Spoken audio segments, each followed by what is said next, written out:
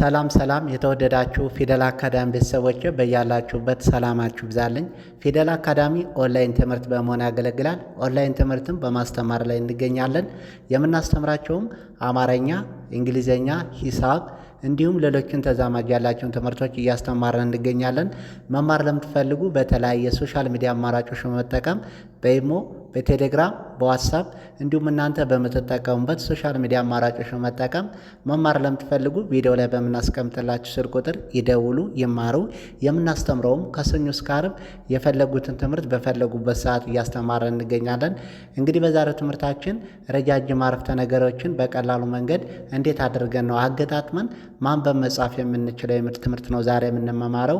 እንዲሁም በተለያየ ምክንያት ሳትማሩ ለቀራችሁ ገና ከመሰረቱ ከጅምሩ እያስተማርን እንገኛለን። ፊደላትን የተወሰነ እየሞካከራችሁ ቃላቶችን አገጣጥማችሁም ለማንበብ ለመጻፍ ለተቸገራችሁ ገና ከመሰረቱ ከጅምሩ እያስተማርን እንገኛለን።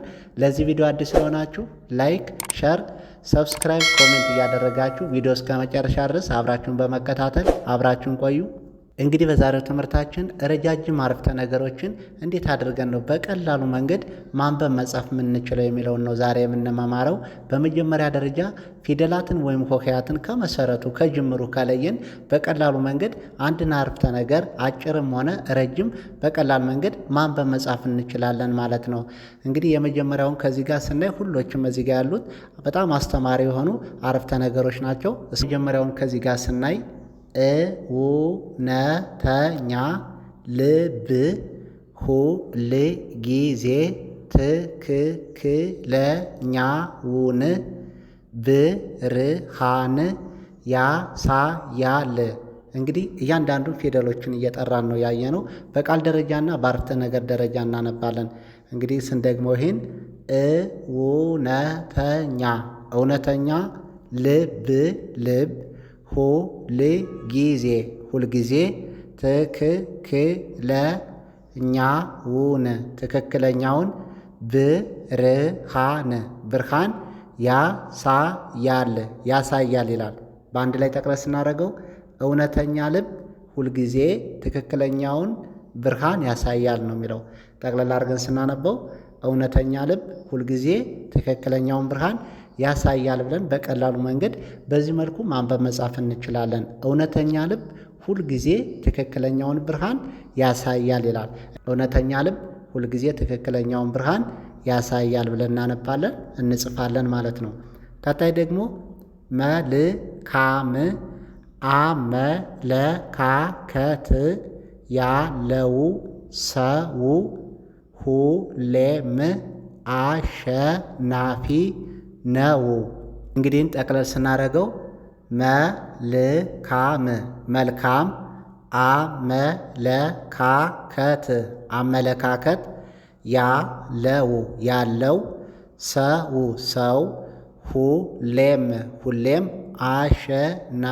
አሸናፊ ነው ይላል። በአንድ ላይ መልካም አመለካከት ያለው ሰው ሁሌም አሸናፊ ነው የሚለው። መልካም አመለካከት ያለው ሰው ሁሌም አሸናፊ ነው ብለን በቀላሉ መንገድ በዚህ መልኩ አገጣጥመን ማንበብ መጻፍ እንችላለን ማለት ነው። መልካም አመለካከት ያለው ሰው ሁልጊዜ ምንድን ነው? አሸናፊ ነው። መልካም አመለካከት ያለው ሰው ሁሌም አሸናፊ ነው ብለን በቀላሉ በዚህ መልኩ አገጣጥመን ማንበብ መጻፍ እንችላለን ማለት ነው። ደግሞ ስናይ ልብህን የሚያሳርፍ ሰው እውነተኛ ጓደኛ ነው ይላል። በአንድ ላይ ስናነበው ልብህን የሚያሳርፍ ሰው እውነተኛ ጓደኛ ነው። በአንድ ላይ ልብህን የሚያሳርፍ ሰው እውነተኛ ጓደኛ ነው የሚለው። ልብህን የሚያሳርፍ ሰው እውነተኛ ጓደኛ ነው ብለን በቀላሉ መንገድ በዚህ መልኩ አገጣጥመን ማንበብ መጻፍ እንችላለን ማለት ነው። ልብን የሚያሳርፍ ሰው ሁልጊዜም ይህ ጥሩ ጓደኛ፣ መልካም ጓደኛ ነው ማለት ነው። ቀጣይ ደግሞ ራስን ማወቅ ሁልጊዜም የጥበብ መጀመሪያ ነው። በአንድ ላይ ጠቅለል ስናደርገው ራስን ማወቅ ሁልጊዜም የጥበብ መጀመሪያ ነው ይላል። በአንድ ላይ ራስን ማወቅ ሁልጊዜም የጥበብ መጀመሪያ ነው።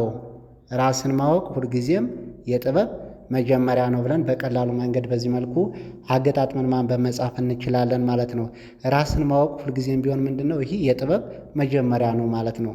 ስለዚህ ራስን ማወቅ ሁልጊዜ የጥበብ መጀመሪያ ነው ብለን በቀላሉ በዚህ መልኩ ማንበብ መጻፍ እንችላለን ማለት ነው።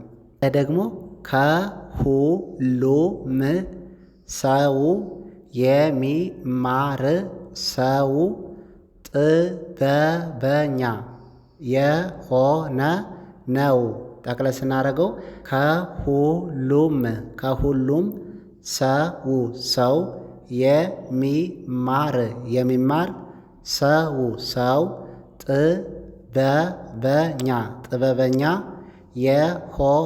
የሆነ ነው ይላል። በአንድ ላይ ስናነበው እንግዲህ ከሁሉም ሰው የሚማር ሰው ጥበበኛ የሆነ ሰው ነው ይላል። ጠቅለል ስናደርገው ከሁሉም ሰው የሚማር ሰው ጥበበኛ የሆነ ነው የሚለው። እንግዲህ በቀላሉ መንገድ ይህ ምንድን ነው? ከሁሉም ሰው የሚማር ሰው ምንድን ነው? ጥበበኛ የሆነ ሰው ነው ማለት ነው። ያላወቀውን ነገር ለማወቅ ከሰዎች የሚማር ሰው ከሆነ ያ ሰው ጥበበኛ የሆነ ሰው ነው ማለት ነው። ቀጣይ ደግሞ ጠንካራ አመለካከት ጠንካራ ሕይወትን ይገነባል። ጠቅለል ስናደርገው ጠንካራ አመለካከት ጠንካራ ሕይወትን ይገነባል ይላል። በአንድ ላይ ስናነበው ጠንካራ አመለካከት ጠንካራ ሕይወትን ይገነባል ብለን በቀላሉ መንገድ በዚህ መልኩ አገጣጥመን ማንበብ መጻፍ እንችላለን። ጠንካራ አመለካከት ጠንካራ ሕይወትን ይገነባል። ጠንካራ አመለካከት ካለን ሁልጊዜም ቢሆን ጠንካራ የሆነ ሕይወት ይገነባል ማለት ነው። በቀላሉ መንገድ ረጃጅም አረፍተ ነገሮችን በዚህ መልኩ ቀለል ባለ ሁኔታ ማንበብ መጻፍ እንችላለን ማለት ነው። እንግዲህ እንደ ሀሳብ ጠቅልል አድርገን ስናየው እውነተኛ ልብ ሁልጊዜ ትክክለኛውን ብርሃን ያሳያል ነው የሚለው የመጀመሪያው። ቀጣይ ደግሞ መልካም አመለካከት ያለው ሰው ሁሌም አሸናፊ ነው ብለን እናነባለን። ልብህን የሚያሳርፍ ሰው እውነተኛ ጓደኛ ነው። ቀጣይ ደግሞ ራስን ማወቅ ሁልጊዜም የጥበብ መጀመሪያ ነው። ቀጣይ ደግሞ ከሁሉም ሰው የሚማር ሰው ጥበበኛ የሆነ ነው። መጨረሻው ጠንካራ አመለካከት ጠንካራ ሕይወትን ይገነባል ብለን በቀላሉ በዚህ መልኩ ማንበብ መጻፍ እንችላለን። በቀጣይ ቪዲዮአችን እስክንገናኝ መልካም ጊዜ፣ መልካም ቆይታ